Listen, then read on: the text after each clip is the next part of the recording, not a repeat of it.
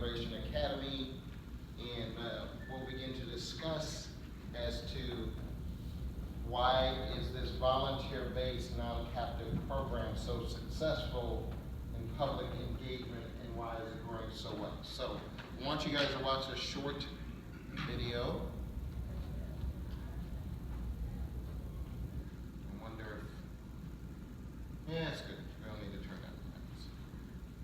The issue of mass incarceration has affected millions of people, and many are talking about the problem, but so few are working on the solution. The Prison Education Project is an innovative inside and outside approach towards prison education and further education for those who were formerly incarcerated. It is currently the largest volunteer-based prison education program in the United States. The Prison Education Project is comprised of 4 parts. The Prison Education Project is where we go into the prisons with volunteers, and for several weeks they enhance the educational opportunities for those who are incarcerated. Our overarching aim is to inspire hope and create opportunities for transformation and prepare them for their return to society. The next component is the Reintegration Academy. One of the principles of the Reintegration Academy is the belief that environment is stronger than will. For several weeks, individuals who are on probation and parole come to a college campus. They learn about the academic roadmap as to what it will take for them to be successful going through college, and they're able to have mentorship, networking opportunities. They're given money for clothes, food, they're given a laptop computer and a certificate upon graduation, as well as an opportunity to be interviewed for potential employment. The third component is Project Rebound. Project Rebound takes the opportunity to make the transition from those who were formerly incarcerated to getting into college that much easier.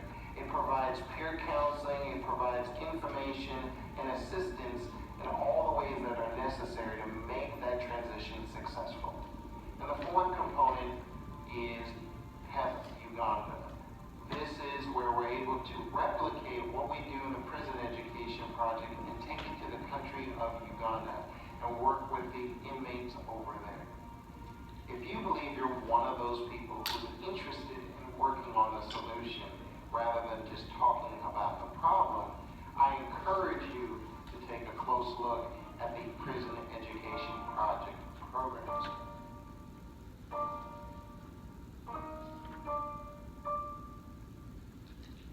Okay.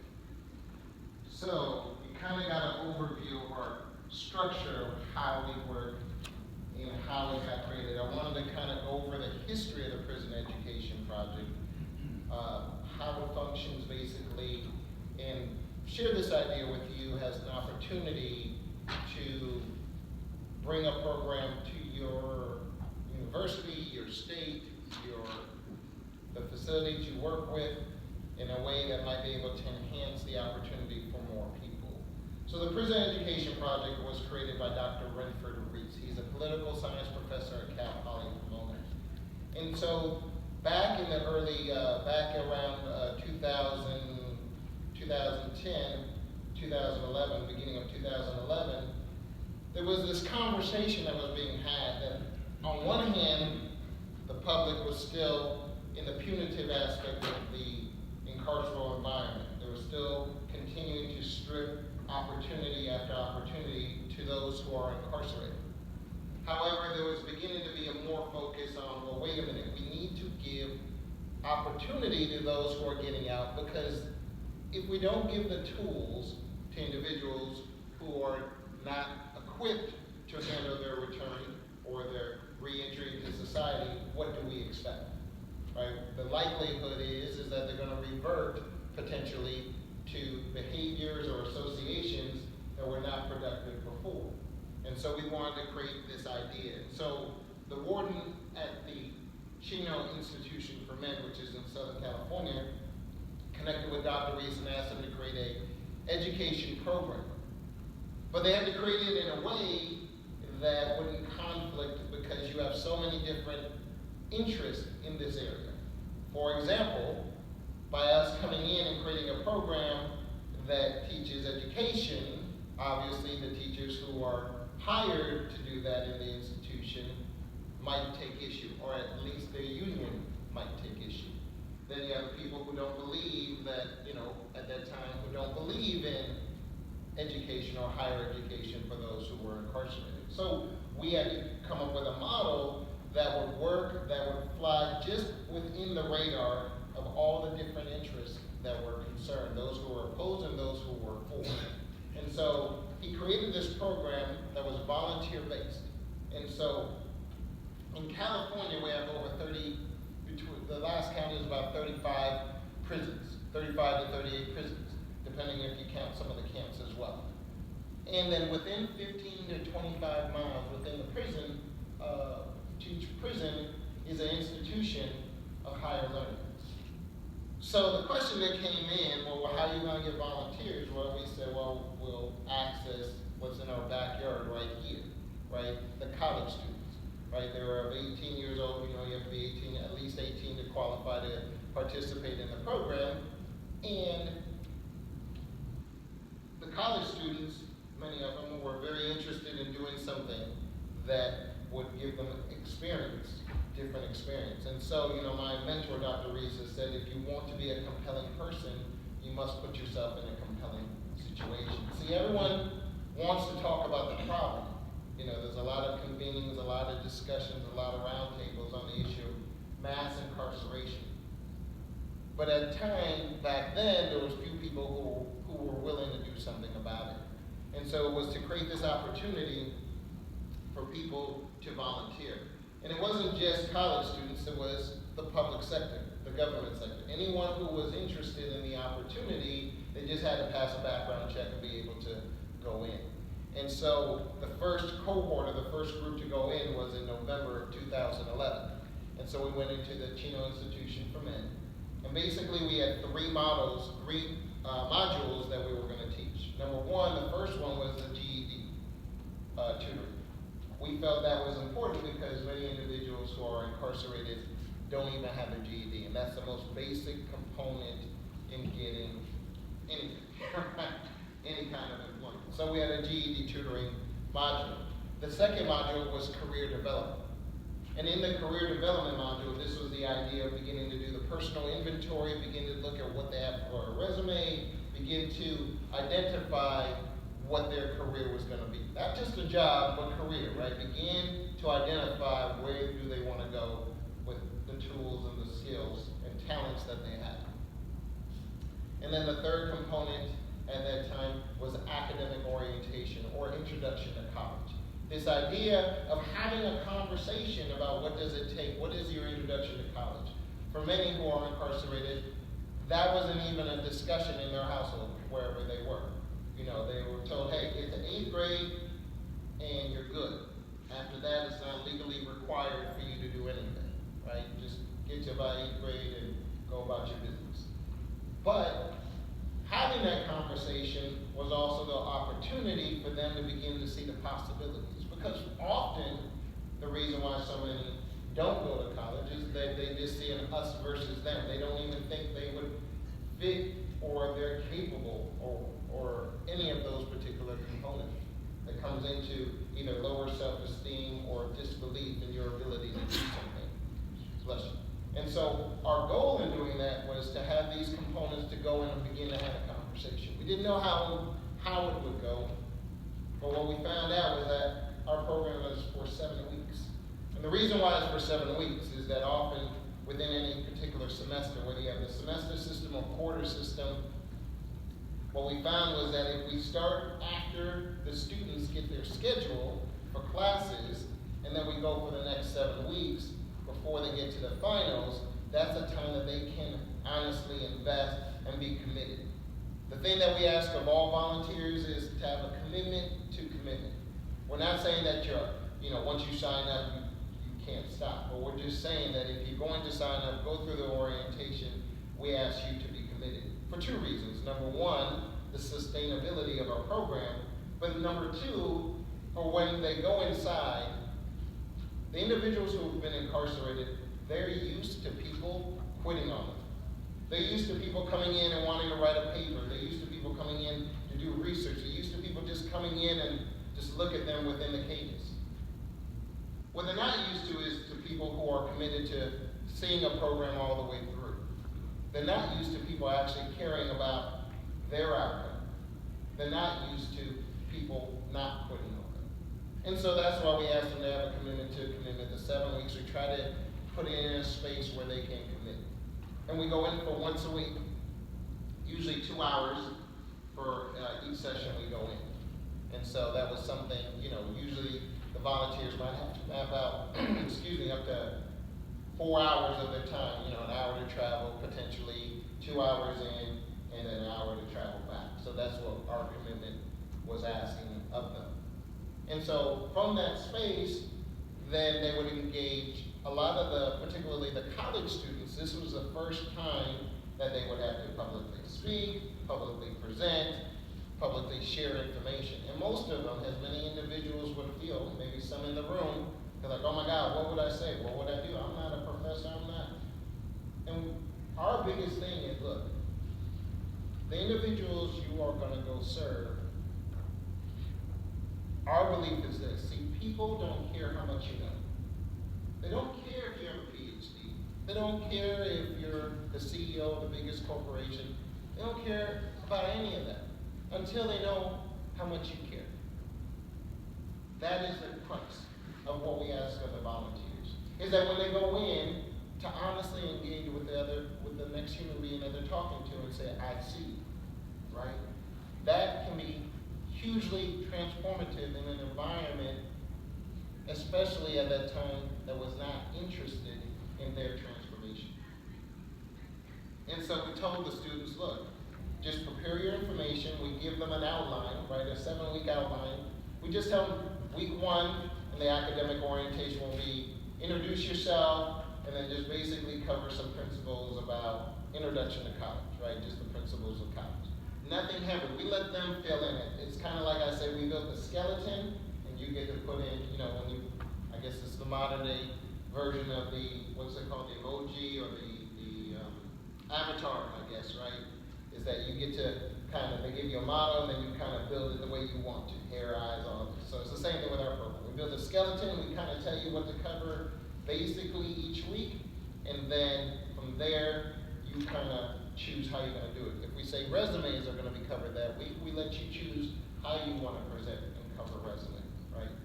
And so, in doing that, PEP is about the people who are incarcerated, but it's also about the volunteers. Why is it about the volunteers? Most of the volunteers, first of all, have preconcepts of what going into a prison is about. Whether they want to admit it or not, if they do not have direct contact with the the prison industry complex or anything dealing with the criminal justice arena, somewhere they've gotten concepts of what that is, who's in there, why they're in there. And so the first week they go in, the first class they go in, they begin to get their own ideology about who's in there, what's it about. Right? They begin to see people who, most of the professors who go in, they say they love to go into our program because those are their best students ever. Why? Number one, they're very attentive. They're very respectful. They don't have access to laptops, phones, or they shouldn't, right? Directly emailing at the time of our class is going on. So their focus is very intense, and they're very engaged in the subject because they're thirsty to learn. They want the opportunity. And so when the individuals go in, the volunteers, they begin to get, usually by the 3rd week, there's this transformation we see in the volunteers. They begin to recognize the individuals who they're serving as either they look like their fathers or brothers or cousins or moms or nieces or aunties or whoever, or the lady down the street. They begin to hear some aspects of the stories of the individuals, right? Whether they're parents or how far they got in education. And they begin to understand that everybody has their story. All of us have our story as to how we got to wherever we got to. But the question is, what are we going to do about it? And so bringing the two groups together is about transforming, not about where they came from, but where they're going. And so having that conversation, it inspires the college students, the volunteers, as they present and engage, it builds their confidence. As the participants, the students in the class, as they engage and begin to see, wait a minute, one of our classes, so let me just say that from those 3 original modules, we began to grow, and we began to add to the point of where we have over 22 different modules, everything from introduction to psychology, yoga, a dance class, we have introduction to physics, creative writing, screenplay, we have poetry, we have introduction to psychology, introduction to sociology, and so our modules have grown, and personal development, wellness, one of our biggest classes is the healing and forgiveness class. And so all of these components have developed over a period of time to where we are now. And so I'll show you at the website, which is the prisoneducationproject.org.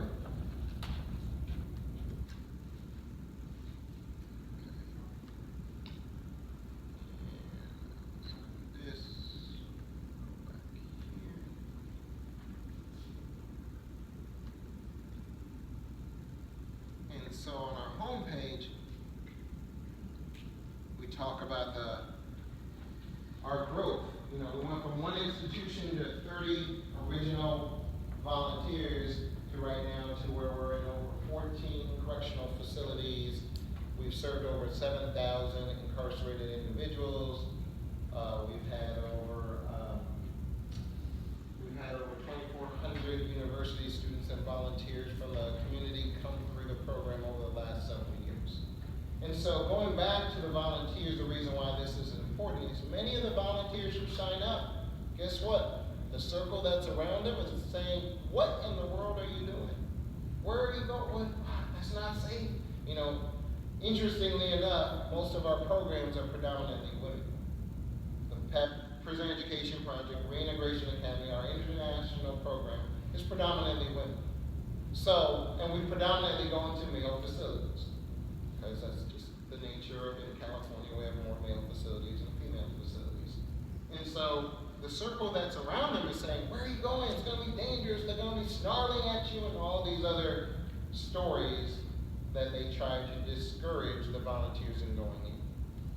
But the power is that once the volunteer goes in, as I said, by the 2nd, 3rd, 4th week, they now have their own narrative to operate from. They have their own experience of what they have experienced, which is great respect. We haven't had anybody have to, we didn't have to write any reports in those years, or anyone being accosted or disrespected in a way that caused any situation of writing reports or any of those things. So, what does that do? Well, I'll get to your question real quick. How did mass incarceration happen? Right? It starts off, right, how a law is made, right? It starts off with an ideology, and then the ideology gets spoken, and the words become proposals or bills, and then bills become laws. And so when the narrative is that, hey, society is out of control, we need to have harsh sentencing, right? Then you have the prison explosion.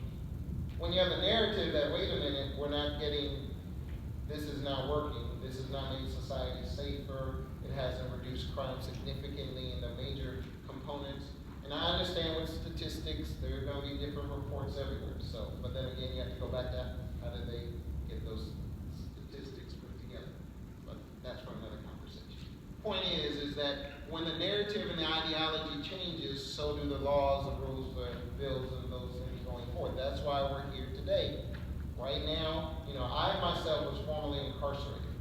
14 and a half years, 3 years parole, 17 and a half years in the system. This past September, it's been 14 years since I've been home. During that period of time, I've been involved in prison reform, to what extent Prison Education Project, and public speaking and moderating, and I've written a book, and just different things that I've done regarding this issue, because it's an important issue.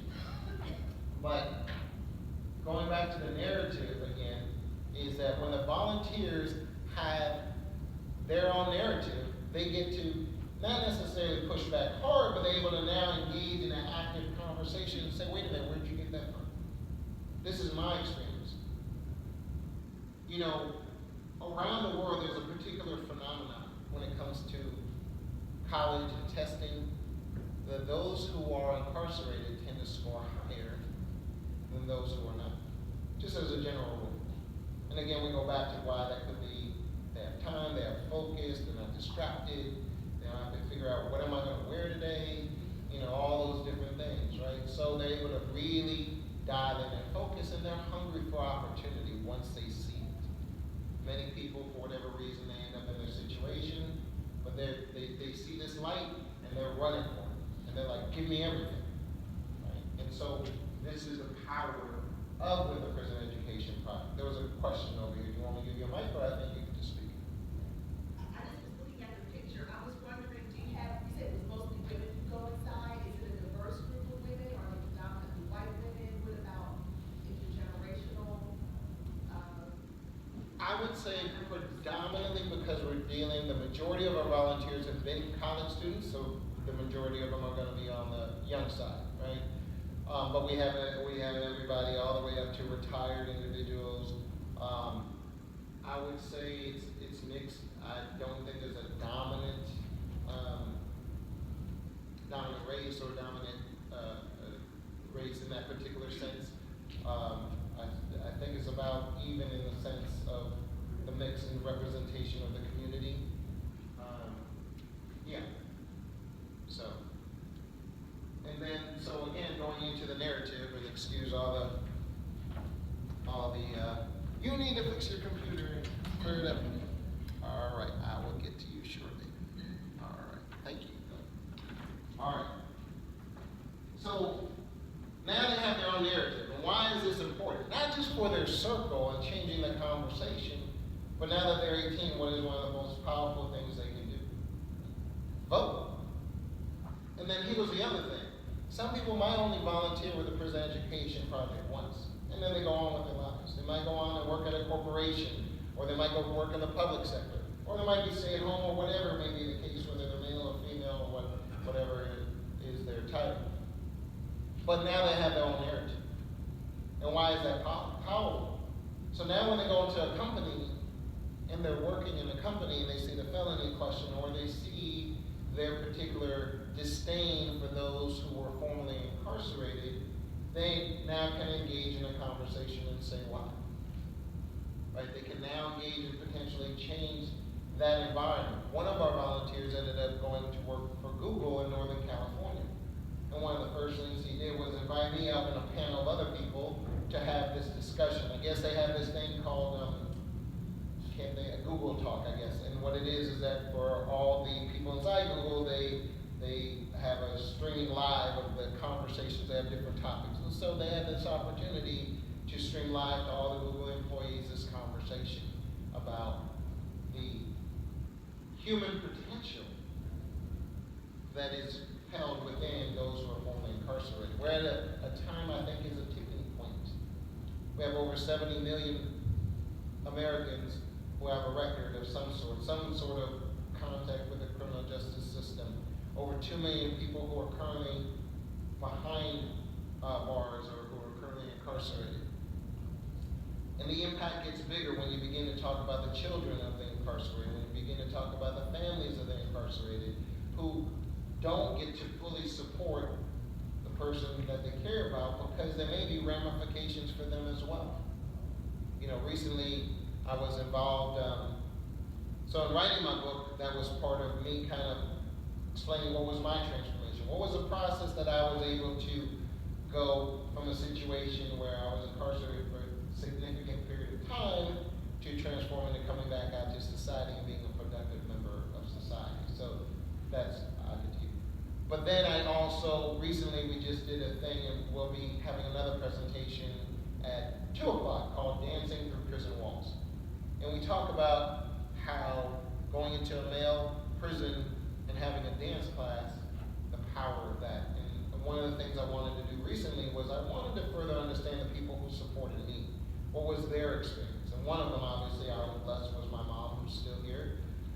And I wanted to really understand her experience. And so we created a thing called Angie's Journey, where she had to travel over 400 miles to visit, right? Because California's big. So when I got transferred way up, she had to figure out, how do I get up there, right? She didn't drive, so she had to take buses and trains. And so I basically followed the same route she did. And it was very powerful, to say the least. Because I'm roughly her age at the time she started having to visit me then. And so it was tough, even with the smartphone, even with luggage that has wheels now, even with traveling with somebody else, even with all the maps and all the information we have now, it was still rough on me. And I imagine for her to do this 50-hour round trip deal was extremely stressful, right? And so it gave me a deeper appreciation of the sacrifice she gave. And so that's another part of what we do, right? As we engage and have volunteers who go in, and some return. We have people who return, and then we have an international program where we've gone to the country of Uganda, we've gone to London, we've gone to Scotland, and we've gone to the prisons there, and literally taken the same modules that we have here, and we're able to transfer it there. And so we're growing by leaps and bounds. And so I wanted to share that. And so I know there was a question here, and I'm going to shift a little bit to the Reintegration Academy so you guys get an idea of what our outside program is. I was just wondering what security level of prisons you're going to with the project? Yes. So in California, we predominantly go into the juvenile, women, and men's institutions, predominantly level 2 and 3, and we've gone in 4s as well. So 4 is like the highest level of security, right? It's this where they're individually housed. They usually have very serious sentencing. That's the situation where there have been individuals who have not shown that they're willing to program necessarily, whatever may be the case. They're at a level 4. Level 3 is a little bit lower. They still have over 10 years before they get to go home, but they're beginning to start showing programming, or their offenses are not necessarily as serious. And then level 2 is usually somewhere around where they're still behind the fence and the wall. Level 2 is where they're within somewhere between anywhere from months to about 7 years of going home. And so this is the population we mainly target, because we want to really prepare those individuals who are about to transition and make sure that they're well equipped. So those are the different ones that we go to. We also go to there's a women's transitional facility where they're able to leave and go work, but they have to come back. And so we also go in there. So we go into transitional facilities. We're hopefully looking to expand into the jails, because in California, there's been a realignment where they said non-serious or non-violent offenses under 5 years, I believe it is, can now need to be housed in the county jails. So now we have a huge population that are now spending a significant period of time in the county jail. And so we need to be able to address that as well. So before we move on to the Reintegration Academy, any other questions or comments regarding the prison education project that you wanted to ask? Could you describe a bit more your international work? Yes. So we started off going to Uganda. The way that happened was, I believe it was in 2014, a professor in Uganda wanted to bring colleges into the prisons. And so what did he do? He typed in prison education, and we popped up number 1. So he said, hey, let me contact him. So the conversation began, and that year a tour was done to see what was the possibilities. In Uganda, they had we're going to their maximum security prison, where it was going to be a maximum security prison where they had over 4,000 people housed in a facility that was designed probably for 2,000. And so in Uganda, it's very rudimentary. You don't have all of this, right? It was like, you're lucky if you have a chalkboard. They have wooden benches, 3 different benches about this wide, and they're like, from here to the front row, 50 or 75 people in a room. So we had to figure out the logistics of doing that. But basically, we were able to take our program, go over there for 2 weeks, and then be able to engage in those classes. And so we served over at the first cohort of going over there. We had over 300 students. And then we've been back when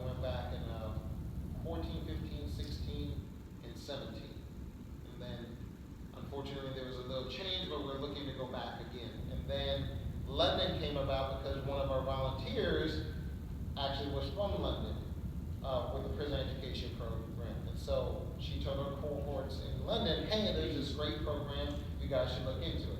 And so that brought us to London. And then from London, there was a guy who was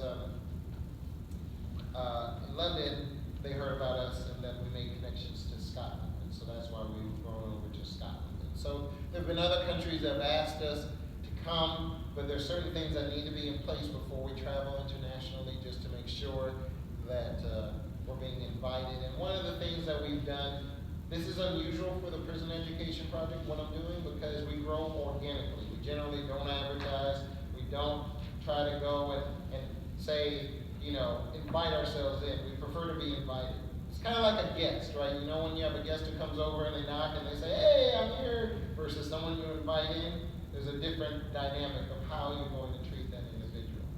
And one of the key things is we often go in through the community resources manager. And the reason why that is that up until now, as I said before, the environment for bringing in educational programs like this was pretty hostile.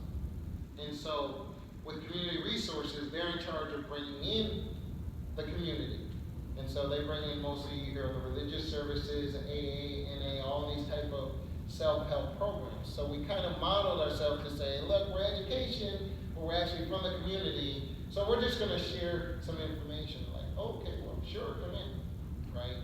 So it allowed us to not have to navigate through the legalistic aspect of going through the education department. Because there, everything is by law, and you have to have all these approvals, and, back then, there was, Pell Grants, there was no Pell Grants, there was no idea of creating AA or BA programs within prisons back in 2011 through pretty much the last several years. It's only in the last few years that we've seen this massive shift. So, but yeah, that's how we got to our international programs, and we've been successful there too. There was a hand here. Yeah, and PEP is based out of what city? City of Pomona, California. Oh, okay. Yeah, so we're in California, but my point in doing this presentation, as I say, this is unusual, is to begin to share this inside-outside aspect of our program that allows more engagement of the community. Because see, there's three components, as I believe, to making change when it comes to higher education in prison. Number one is the advocates for it, such as us, the incarcerated and formerly incarcerated, right, as they bring their voice to the table and say why it's important. But the missing component is general society, right?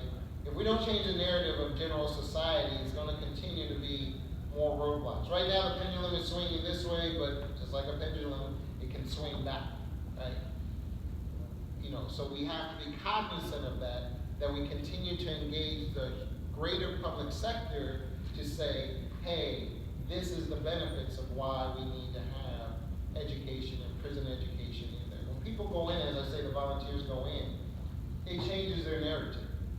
Most people who are against it are operating out of a narrative that has been given to them, right? They're operating out of a narrative, or they're operating out of a punitive narrative as well, right? They did something wrong, so therefore they don't get anything. Okay, well, how far is that going to get us as a society?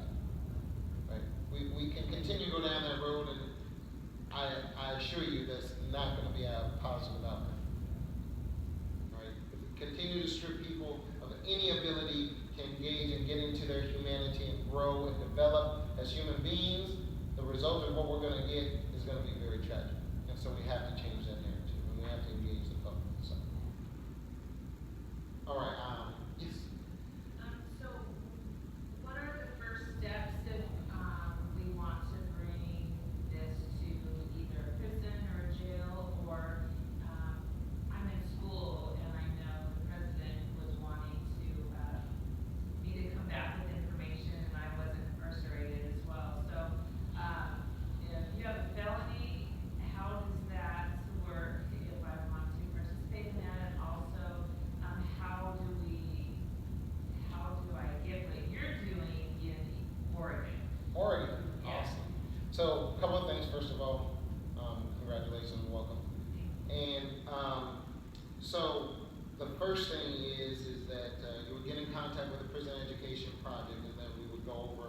what the full process is. How do you engage with the prison administration, and how do you present it in order to do that? That's number one. The other thing is that, as I said, I myself was incarcerated. Generally in California, they say as long as you're not, I believe, well, they've just changed it. They said even if you are under supervision, depending, I don't know all the full characteristics, but having a felony is no longer a block to going into prisons, at least in California, to provide programming. But I know there must be some exceptions or situations. But again, there's been this shift.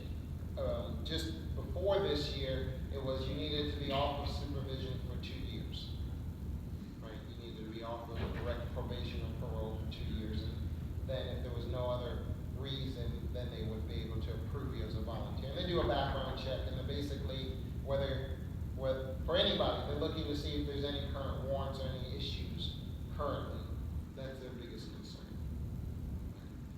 And then, again, engaging with a university, each college has different components that they have to figure out, and that's what we engage in the conversation. So it's not as straightforward as saying, hey, just go knock on the prison door and say, hey, we got a program. I mean, anybody can copy our program, but what we've been successful is creating relationships within the prison administration in a way that they see the benefit for them to do this. Did I answer all your questions? Okay.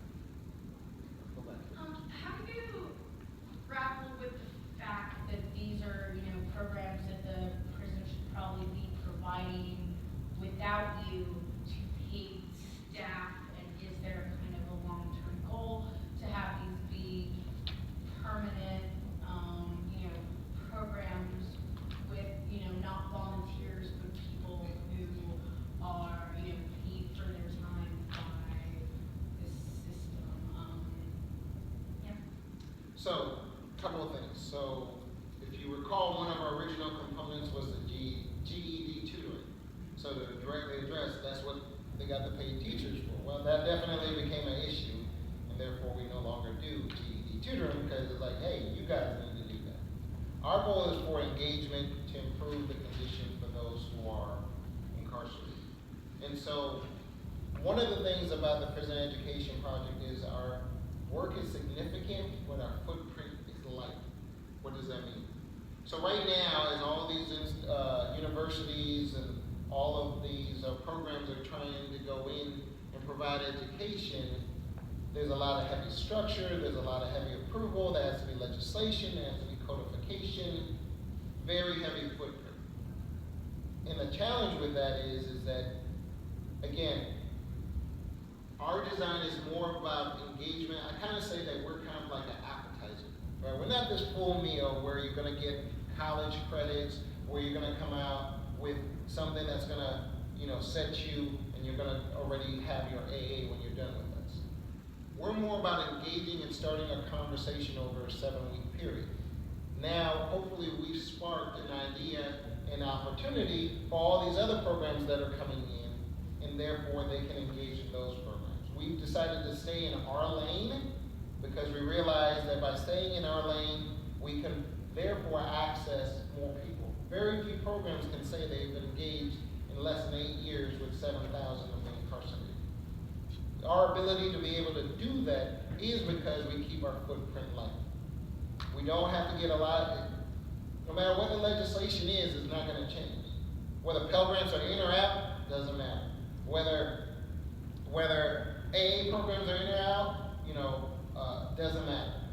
Because we're just engaging in a conversation. And so therefore, we can engage very deeply. Trust me, the introduction to physics class is no joke. I go in there and I'm like, I almost pass out because that's not my strength, right? I'm like, okay, my brain hurts. I need to leave. But it allows us the flexibility to engage very deeply and to really get into some work. As I said before, the healing and forgiveness class was one of our most popular classes because we're able to really get into one of the biggest issues, trauma, right? We really get into the issue of healing and forgiveness of themselves first, right? To really address, how did you get here? This is not natural. So how did you get here? Well, how to serve for you? What can you do in healing and forgiving yourself and healing and forgiving others? Because you can't give what you don't have. And so if you heal and forgive yourself, then you can begin the process outwardly. So that's the thing. As to the pay aspect, again, there's other programs out there that will be able to pay. There's inside-outside program, which is very effective, where they pay their participants who go in. At this time, that's not our role. Our role is just more of this engagement. And hey, just volunteer, see if this is of interest to you. Right? Engage for several weeks and then go from there. So, let me go to this gentleman right here. Understand your question? Did I answer your question? Okay. I was just wondering if a local group wanted to get one of these going in their area, what would be the funding model for it? Great question. Great question. So we've operated, we're a nonprofit. And so the way that we've operated is through grants. And so that's how we function through getting grants through that process. It's gotten easier now because now there's more money on the table and we're able to get more grants. But back in 2011, we had a specific benefactor and we had certain universities that were willing to fund us. So we started with grants. Our structure, again, is very light, right? You usually have one admin, one director, one coordinator, and we keep it light and the rest is volunteer. And like I say, yes, is that sustainable? Do we have high turnover? Sure, we have high turnover. But our goal is that one-time engagement for 7 weeks might last a lifetime. And so that's our goal in creating this environment. And every semester, there's new students who are looking for something to do, and so therefore we say, hey, get engaged. And so the other thing regarding funding is, and going back to how you said the question is, on a lot of universities, what we've done is we've created, prison outreach clubs. And so once they create a club on campus, then they're able to acquire and get funding as well to take care of transportation or using the university's vans or whatever may be the case. So they're able to get funding that way by creating a group as well. And we're starting to look at other opportunities for fundraising, such as, there's a comedy club. If we get the tickets and everyone comes, they buy a ticket, then the funds go towards that. So we've received funding from a few different sources, but predominantly grants.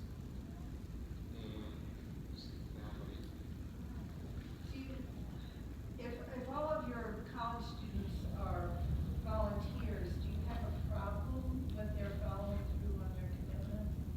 No, actually we don't. The biggest thing that we go through, there's a mandatory orientation from the prison, and then we have our own orientation. And so we try to engage and create an environment where we do have flexibility. We tell them in the 7 weeks, if you're going to miss more than 2, then don't volunteer. We're straightforward. We say, hey, we understand if it's not for you, but just communicate, right? So the goal is that we, again, going back to, if you want to be a compelling person, right? They're trying to discover who they are in this life and trying to figure out what's for them. If you can't commit to 7 weeks outside of your college studies, then you need to ask yourself, what's up? And so we don't have a high turnover while we're in process. We have a high turnover from one session in the fall to maybe the spring. We have, the turnover from 1 year to the next can seem high, but we continue to grow.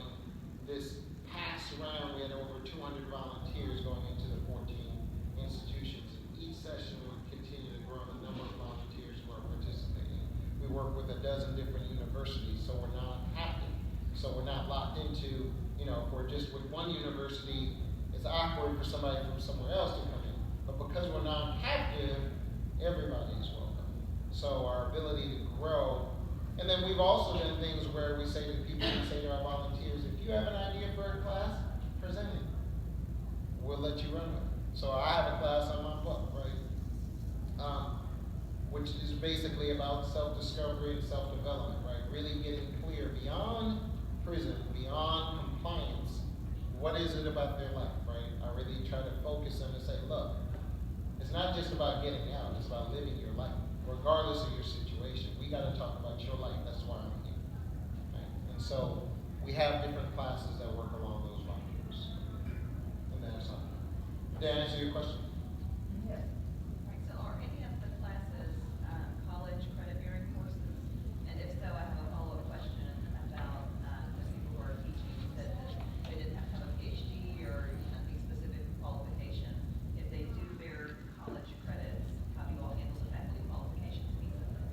two things. So, when I say that, first of all, we don't give college credit for a program. That's the first thing.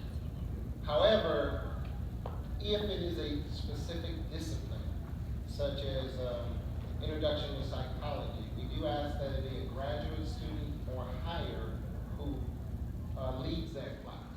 As for the other classes, like the academic orientation, talking about FAFSA, you don't need a degree or a qualification, or any speaking about FAFSA, or putting your resume together and those type of things. So therefore, it could be anybody who teaches that level. But if it's more of a specific discipline, we say they should be a graduate student or higher who leads that class. But we ask all volunteers to participate at some level so they have direct engagement. So it's not just they go and they volunteer and they sit there for the 2 hours. Our goal is that everybody has to speak and engage at some level, whether it's the whole group or we break off into smaller groups. And so, I don't know how much time I have left, but I wanted to cover the Reintegration Academy. What time is it? 9 o'clock? Okay, so I'm going to cover Reintegration Academy. You can go to our website, reintegrationacademy.org. And basically, the Reintegration Academy is an 8-week program for individuals who are on probation and parole. We prefer those who are most recently just getting out. And the idea of this program is over the 8 weeks, this is where the rubber meets the road. This is where we're going to actually take them and then walk them through the different processes. So it's a 5-hour, they come once a week on a college campus, and for 5 hours, the first 2 hours are all focused on the academics. Understanding why do you go to a community college versus a state college versus a private college? What is the difference in unit costs for each of the classes? What does it actually take to be an air traffic controller or to be a sociologist? What exact classes do you need to take? So we actually give them that academic roadmap during that period of time. After the 3rd week, they were given a free laptop computer. So then after that, we actually help them to fill out their FAFSA in the program, get them funded. And our goal is, at the end of the program, is that they go on a couple of roads. Number one, they're either enrolled into the local community college, or they're enrolled in a local community college is our main goal. But then we also help them to go over their resumes. And then we have a job fair in the 7th week, where we have a job fair where potential employers come to meet, greet, and potentially employ them, so it sharpens up their opportunity for employment. And we've had an 85% success rate 3 years out, meaning that those individuals are either in higher education, employed, or at least have not recidivated. And so that's why we present that program. So usually that program is done on a college campus. We work closely with probation and parole. So we do a screening, a very thorough screening of many people to find out who will best be able to access the resources we're going to give them. In the second half of the class, they eat on campus for 1 hour, and the second half is on life skills. And so that's again where I teach my book about mindset. We teach financial literacy. We teach certain aspects of psychology and different things like that. So if you want to get in contact, 3 things I'll leave you with. Number 1, I have business cards for prisoneducationproject.org, reintegrationacademy.org. If you're interested in getting my book, I brought my book as well. It talks about my transformation, and it's called The 3 Things That Everybody Wants to Know About You, and the 5-Step Plan for Life Success. And so it's not just geared towards the incarcerated or formerly incarcerated. Basically, it's a personal development and self-help book, and anyone can benefit from it. And so it is on Amazon, but I benefit more if you come directly to me. However, that will be your choice. So if you don't have any other questions, it is 9 o'clock. I want to end there, and I want to thank you all for your time and coming this morning. If you have any other personal questions or you want to come and look at the book or whatever, please come up.